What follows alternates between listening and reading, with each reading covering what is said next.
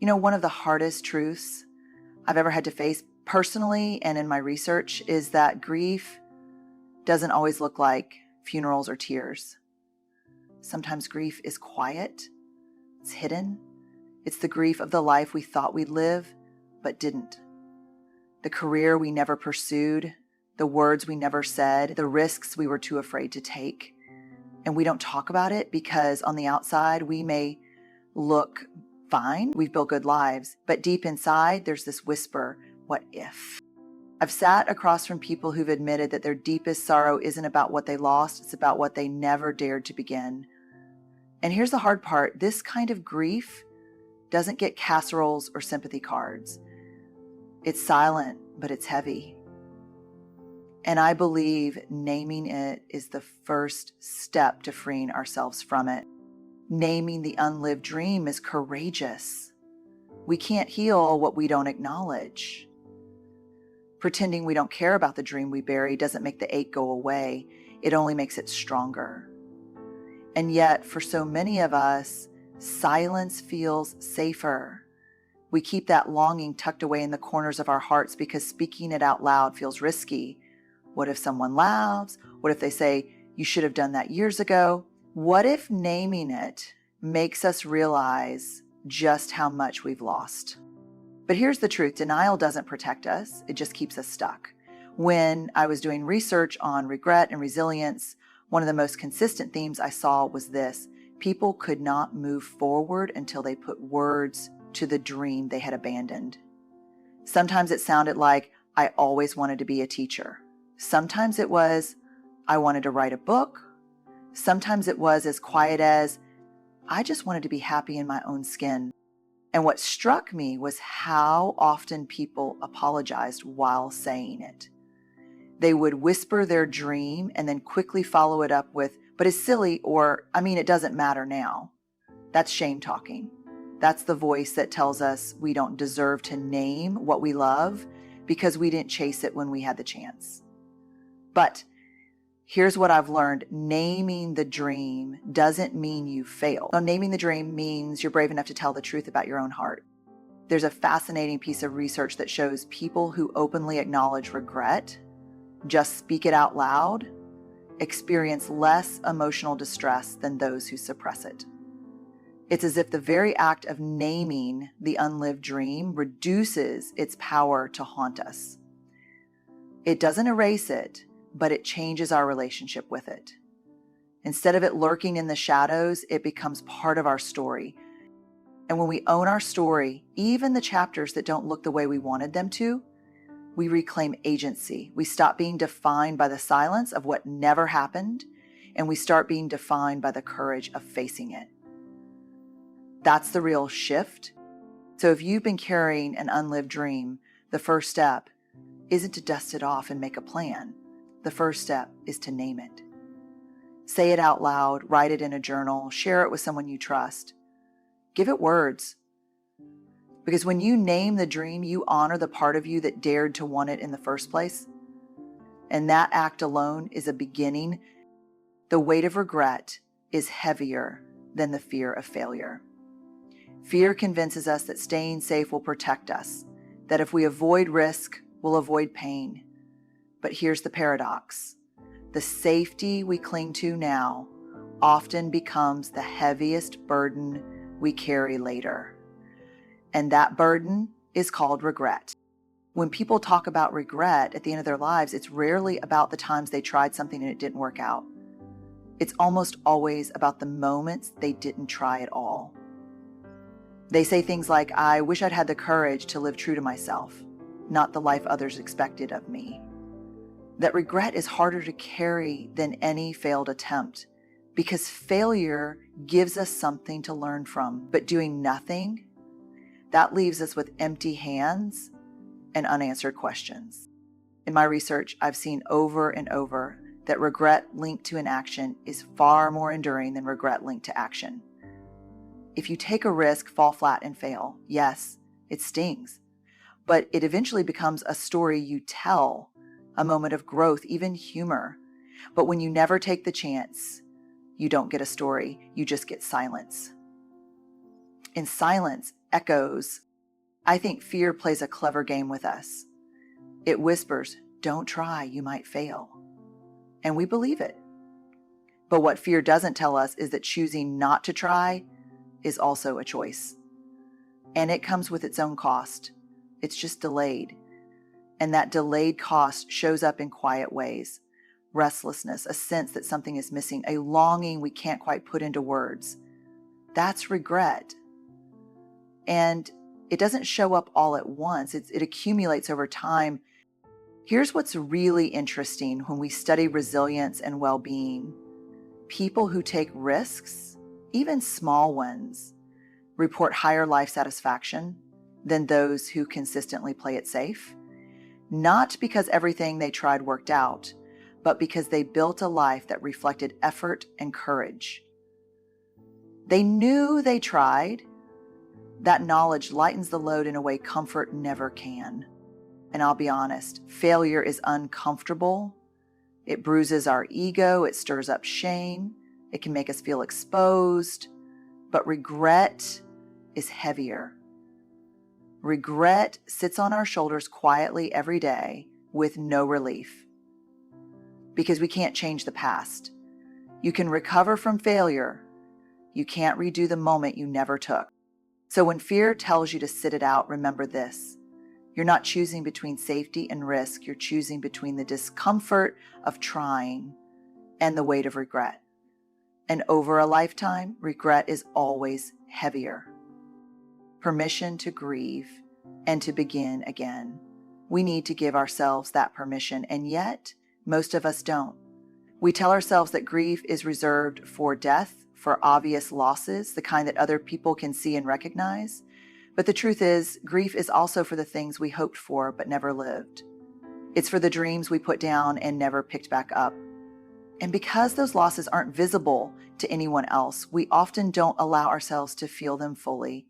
We minimize them. We say, "It's fine, I'm fine, I should just be grateful for what I have." But gratitude and grief can coexist. One doesn't cancel out the other. You can love the life you have and still mourn the life you didn't get to live. That doesn't make you ungrateful. It makes you human. In my research, I've seen how powerful it is when people acknowledge that unlived dreams deserve mourning. One woman told me, "I thought I was broken because I couldn't stop thinking about the career I never had. But once I let myself grieve it, I finally felt free enough to start something new." That's what grief does. It clears space. It honors the loss so that something else can be born.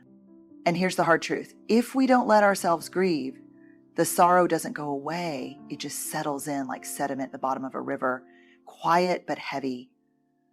Over time, it makes everything murkier. We start carrying that heaviness into other parts of our lives, our relationships, our choices, our sense of joy. But when we allow grief, when we name it and feel it, we move that heaviness. We let the river flow again. Beginning again doesn't always mean chasing the exact dream we lost. Sometimes it does, but often it means reclaiming the essence of that dream in a new form. If you always wanted to create, maybe it's not too late to paint or write or build. If you always wanted freedom, maybe it's not too late to make a smaller, braver shift in your life that honors that longing. Grief doesn't have to close the book. Sometimes it simply ends a chapter so another can begin.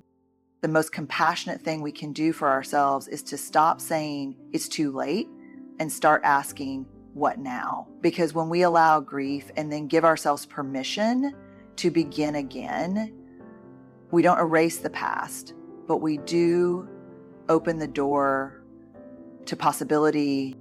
Connection transforms silent sorrow. Shame grows in silence, and unlived dreams often carry a deep shame. We don't just feel sad that we didn't go after the life we wanted.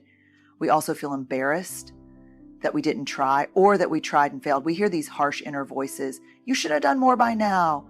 You wasted your chance. Other people figured it out. Why couldn't you? That's shame talking. And shame thrives in secrecy.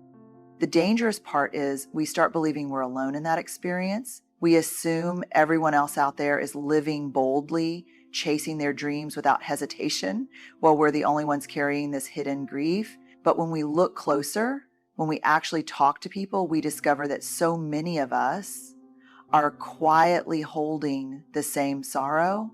And the moment we speak it out loud in a safe space, something shifts. The shame loses its grip. In my research, one of the most profound patterns I've seen is that naming our regrets in the presence of someone who listens without judgment reduces their intensity. Just speaking them, even briefly, makes us feel lighter. One study even showed that sharing regrets out loud lowers stress responses in the body. That's the power of connection. It literally calms our nervous system. Think about it. How many times have you carried something heavy inside you for months or even years, and then when you finally said it out loud to a friend, you felt immediate relief? The situation didn't change, but you did, because connection is the antidote to shame. It reminds us that we're not broken. We're not the only ones. We're human. I think one of the reasons this matters so much with unlived dreams is that we often feel foolish grieving them. We tell ourselves it's too late, no one wants to hear about this. But when we risk being honest with the right people, what we usually get back is recognition. We hear things like, me too, or I've felt that way, or even it's not too late. And that moment of shared humanity helps us carry the grief differently. It turns something isolating into something connecting. Silent sorrow becomes bearable when it's met with compassion, and compassion grows when we are willing to tell the truth. The grief doesn't disappear, but it softens, and in that softening, we find the strength to take the next step. Living brave today reduces tomorrow's quiet grief. The best way to honor the dreams we didn't live is to prevent new ones from piling up. That means choosing courage now, right here, in the small and ordinary moments where fear tells us to play it safe. We often think bravery is reserved for big, dramatic decisions, but most of the time, it's about the everyday choices that shape our lives. Speaking up in a meeting, signing up for the class, saying, I love you, first asking for help, or finally starting the project we've been putting off. When we put off these small acts of courage, we tell ourselves it's just for today. I'll do it when I'm ready. I'll do it when things settle down. I'll do it when I have more time, more confidence, more clarity. But the truth is, waiting is rarely neutral. Waiting slowly stacks up into missed chances, and those missed chances harden into regret. That's how tomorrow's quiet grief is built. One postponed act of courage at a time. In my research, I've seen that people who consistently choose courage, even in small, imperfect ways, report a deeper sense of meaning and resilience. Not because they succeeded every time, but because they built a life that reflected their values rather than their fears. Courage doesn't guarantee success, but it guarantees authenticity. And authenticity leaves less room for regret. I think we underestimate how much power we actually have in the present. We can't rewrite the past. We can't go back and live the dreams we abandoned years ago. But today is still pliable. Today gives us the chance to make one brave choice that our future self will thank us for. That choice doesn't have to be monumental. It just has to be honest. One of the things I've learned about regret is that it's not about wishing for a perfect life. It's about wishing we had been braver with the one we had. That's why choosing courage today matters so much. It doesn't just change this moment. It shapes the story we'll tell about our lives later.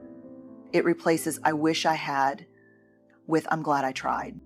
Living brave today won't erase the grief of unlived dreams, but it does protect us from adding more. It creates a future that feels less heavy and more whole.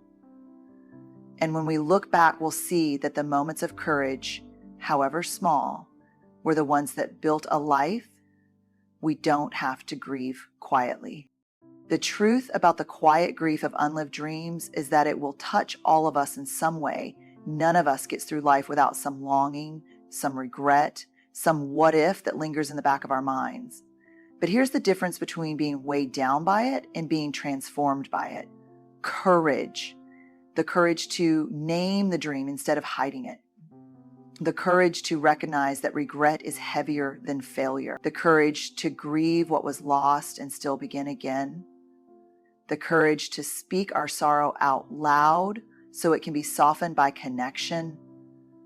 And the courage to live braver today so that tomorrow doesn't carry the same silence. We don't get to choose every circumstance of our lives, but we do get to choose whether we meet our stories with denial or with honesty.